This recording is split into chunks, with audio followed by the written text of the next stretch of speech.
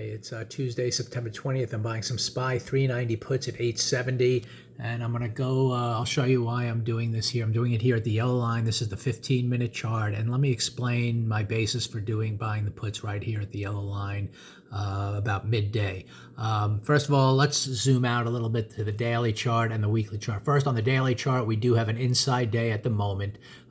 This is the overnight range, these blue lines, the pre-market range, the highs and lows. So we certainly didn't start above the pre-market high, above yesterday's high, and work towards those prior daily targets I was discussing.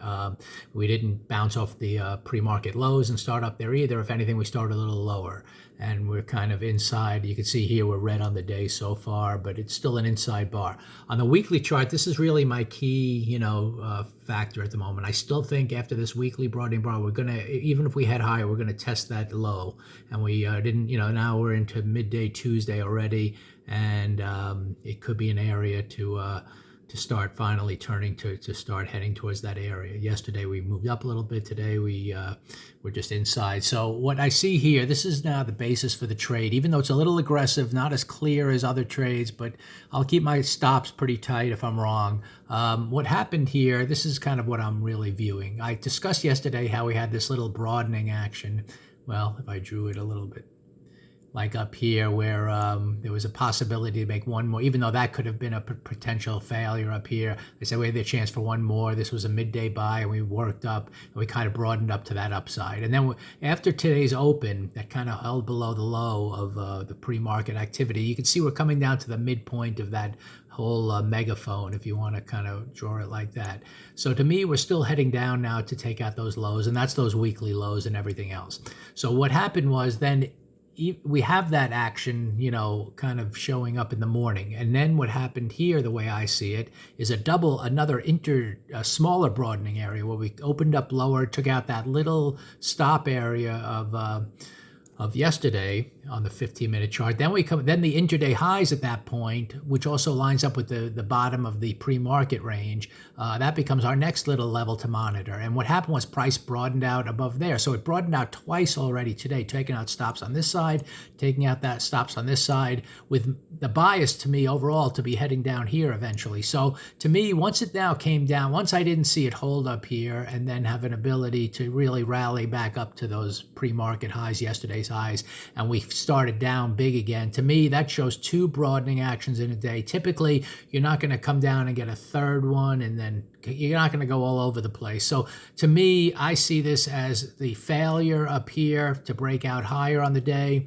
I see, and it trapped a lot of people who tried to go short earlier in the day, and now the bigger picture broadening action to the downside seems to be underway to me after this move. And I know it could rally up here into a little gap area up here before it eventually moves lower.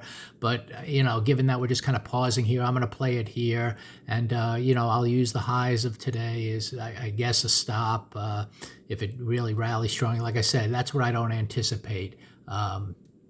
I don't anticipate like all kinds of broadening, crazy action today, even though it's an inside day. So we're going to buy the puts here, see if we can get towards those intraday lows, see if we can close lower, and then work towards that weekly low. Again, that's kind of my target here, and first target, and then to see if we can pick up momentum. And there's even monthly, I don't have the monthly chart up at the moment here. Let me pull that up. We've talked about this on a lot of prior videos, how we have about 8 days to go in the month, and we could really be, still trying to target the bottom of that green bar after failing to move up. So we still have 8 days for that to get a little more red and head down there. But anyway, we'll see what happens here. Buying the puts right here at the yellow line. We'll see if we get, if nothing else, a little bit of a base hit, even if this stays an inside day. Also, if it stays an inside day, I can get, I'm kind of going longer here, but if it stays an inside day, that'll kind of be key tomorrow. What happens? Do we kind of break down below it, or do we break down above it? That'll be a key, important with a downside bias. So with the downside bias, if we stay inside here by the end of the day, maybe we start quickly down tomorrow, and that gets to that weekly low. Also, we could have a failure to the upside if we had an inside day where we kind of start up and then fail, get to the midpoint of whatever this day ends up being, and that could be a trigger to really head lower. So there might be better, clearer signals to get short, right now it's a little tricky, but I'm judging that, based on what I described, this area right here at the yellow line to be the start. And let's just see if we get to,